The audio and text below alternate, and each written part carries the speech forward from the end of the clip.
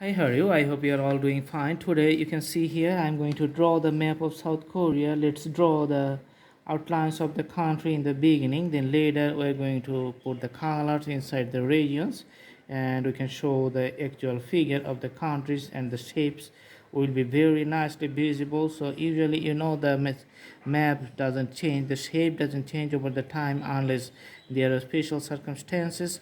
So in case of merging or splitting into two countries, the land area of the map and the shapes usually change, but otherwise it doesn't change. So this is the land area of South Korea.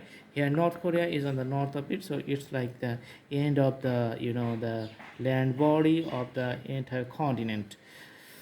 Okay, so putting the crayon colors here, crayon color is here, and just putting in the entire land area to highlight it from the surroundings white paper.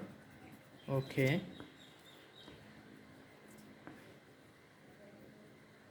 awesome.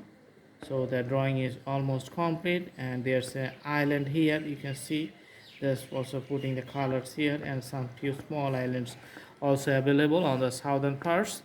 All right, the neighboring sea, you can see the yellow sea here on the west side, and the Sea of Japan on the eastern side.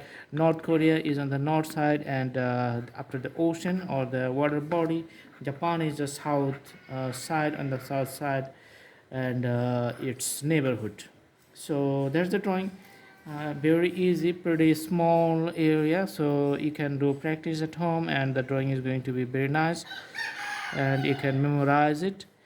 And it's very easy if you have a very color graphics and a visual presentation, then the memorization is becomes very easy. And thanks for watching. Do practice, and then the drawing is going to be very good. Go to our playlist, and you can have lots of drawings, thousands of drawings in different categories. Select your own choices and do the practice in your home, and you can do practice lots of drawings from our playlist.